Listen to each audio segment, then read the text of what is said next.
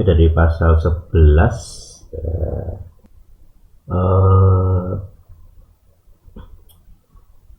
ancaman terakhir lah gitu ya. Jadi pasal 11 ini ancaman terakhir berupa kematian anak sulung. Jadi kalau di pasal 10 sebenarnya Paros ngaku kalah ya, sudah ngaku kalah, tapi tidak membiarkan Israel pergi gitu. Maka sekarang perlu ada final blow di pukul terakhir dengan kematian putra mahkota, anak sulung. Bahkan dia itu tidak, anjing pun tidak berani menajamkan lidahnya. Jadi menggonggong aja tidak. Kepada Israel tidak berani dia. Bahkan hewan pun ketakutan gitu. Ketika ada malaikat maut datang ke wilayah Mesir gitu.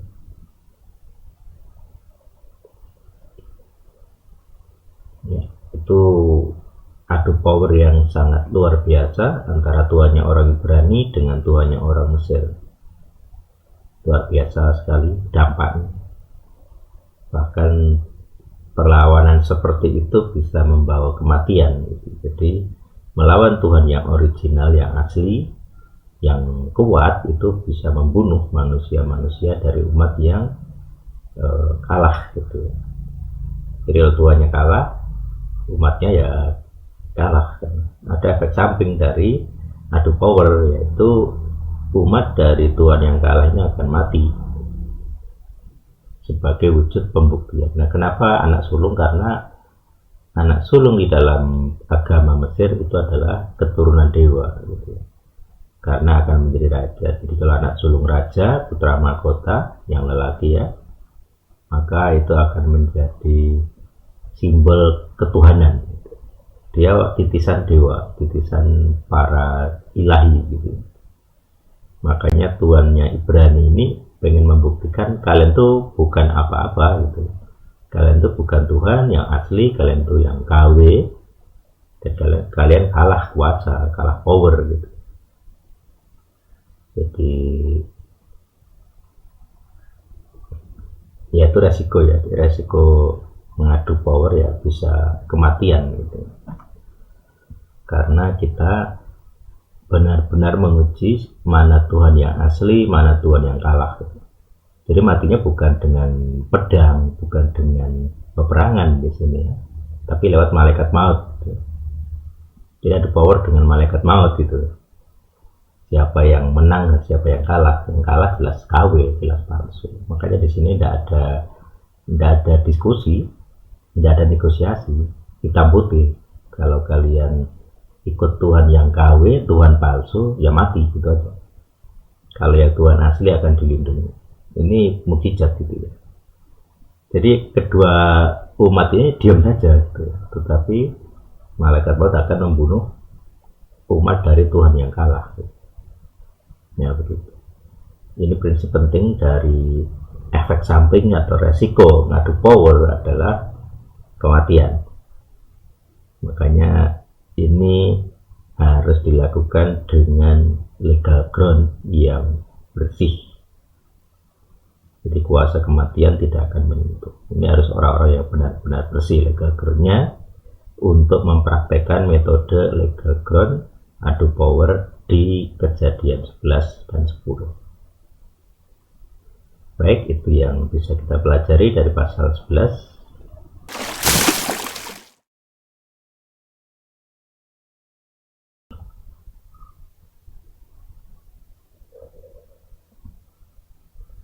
Assalamualaikum, kita kembali ke Trend Lesson Diary. Kali ini Keluaran 11. Adonai bersabda kepada Mose, aku akan mendatangkan satu tulah lagi atas Paroh dan atas Misraim. Sesudah itu ia akan menyuruh kamu pergi dari sini. Ketika dia benar-benar menyuruhmu pergi, dia akan sungguh-sungguh mengusirmu dari sini. Jadi satu lagi biar mentok gitu ya. Sekarang katakanlah ke telinga umat itu, ini ke Israel ya, biarlah setiap pria meminta dari tetangganya dan setiap wanita dari tetangganya perkakas perak dan perkakas emas. Jadi tiap orang diminta untuk datang ke tetangga dan meminta, atau apa istilahnya ya, ya meminta ya, perkakas perak dan emas. Jadi minta agak aneh sih. Disuruh ngemis lah, disuruh meminta-minta. Tapi sebenarnya di dalam ayat lain ada kata rampasan ya, itu dianggap merampas sebenarnya. Merampas tapi secara halus ya. Jadi orang Mesir dirampasi tetapi secara halus. Jadi mereka sendiri ingin memberi. Nah, tiga, Adonai membuat umat itu menarik di mata orang Misraim lainnya. Jadi bagi orang Misraim, wah oke gitu. Lagi pula Mose adalah seorang yang terpandang di tanah Misraim, di mata hamba-hamba Firaun dan di mata rakyat. Nah, ini pakai pengkultusannya Mose ya, karena Mose yang akan membawa rakyat ini orang yang terpandang, anak raja lah istilahnya begitu. Jadi rakyat itu ya mendukung gitu. Mose berkata, beginilah Adonai bersabda, pada waktu tengah malam aku akan keluar ke tengah-tengah Misraim. Setiap anak sulung di tanah Misraim akan mati, dari anak sulung Paroh yang duduk di tahtanya, dari putra mahkota, sampai kepada anak sulung hamba perempuan yang ada di belakang batu kilangan, dan setiap anak sulung hewan. Jadi semua yang sulung kena ya. Akan terjadi ratapan yang hebat di seluruh tanah Misraim, yang seperti itu belum pernah terjadi ya, dan yang seperti itu tidak akan terjadi lagi. Jadi hanya sekali peristiwanya. Bahkan anjing pun tidak akan menggonggong ya. Tidak seekor anjing pun berani menajamkan lidahnya atas genap Bani Israel, mulai dari manusia dan sampai hewan, sehingga mulai dari manusia sampai kepada hewan, sehingga kamu mengetahui bahwa Adonai membuat perbedaan di antara orang Misraim dan orang Israel. Semua pelayanmu ini akan datang kepadamu, dan mereka akan bersujud kepadamu seraya berkata, keluarlah engkau dan seluruh umat yang mengikut langkahmu, kemudian setelah itu aku akan keluar.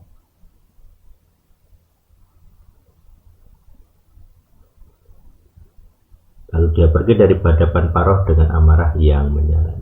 Ya. Jadi ini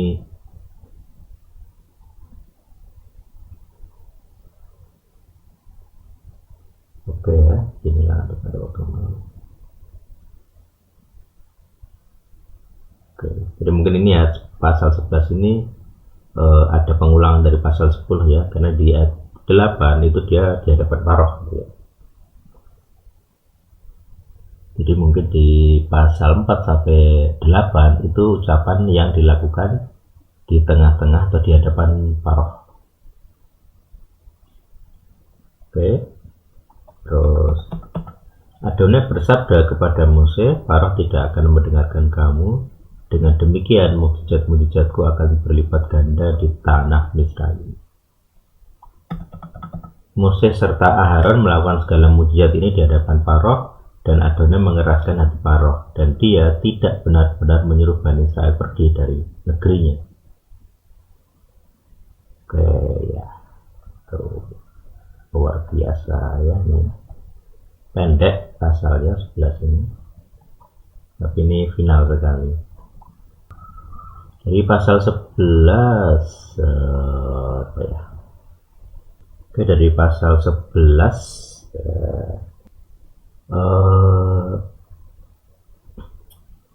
apa ya, ancaman terakhir lah gitu ya. Jadi pasal 11 ini ancaman terakhir berupa kematian anak sulung. Jadi kalau di pasal 10 sebenarnya Paroh ngaku kalah ya, sudah ngaku kalah, tapi tidak membiarkan Israel pergi gitu. Maka sekarang perlu ada final blow, di pukul terakhir dengan kematian putra mahkota, anak sulung. Bahkan di ayat 7 anjing pun tidak berani menajamkan lidahnya. Jadi menggonggong aja tidak. Kepada Israel tidak berani dia. Bahkan hewan pun ketakutan gitu ya, ketika ada malaikat maut datang ke wilayah Mesir gitu.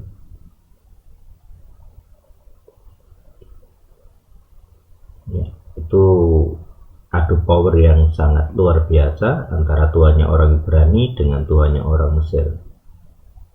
luar biasa sekali dampaknya.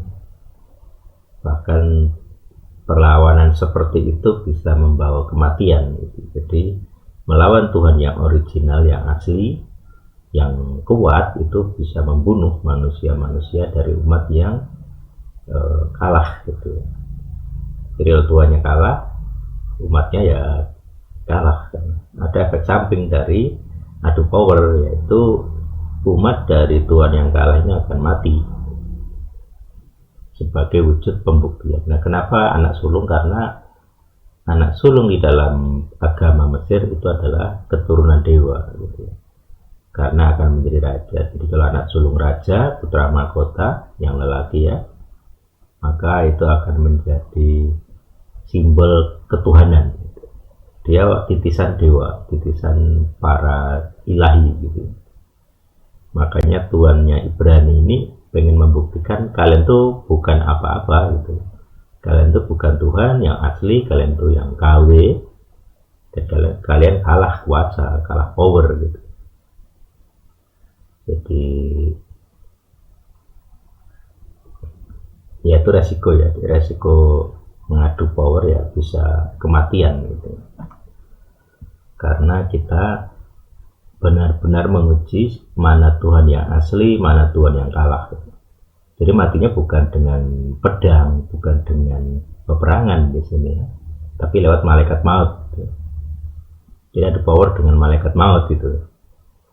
Siapa yang menang, siapa yang kalah? Yang kalah jelas KW, jelas palsu. Makanya di sini tidak ada diskusi, tidak ada negosiasi, hitam putih. Kalau kalian ikut Tuhan yang KW, Tuhan palsu, ya mati gitu aja. Kalau yang Tuhan asli akan dilindungi. Ini mukjizat gitu ya. Jadi kedua umat ini diam saja gitu. Tetapi malaikat maut akan membunuh umat dari Tuhan yang kalah gitu. Ya begitu. Ini prinsip penting dari efek samping atau resiko ngadu power adalah kematian. Makanya ini harus dilakukan dengan legal ground yang bersih. Jadi kuasa kematian tidak akan menyentuh. Ini harus orang-orang yang benar-benar bersih legal ground-nya untuk mempraktekkan metode legal ground adu power di Kejadian 11 dan 10. Baik, itu yang bisa kita pelajari dari pasal 11. Tuhan yang hidup bersama kita. Amin.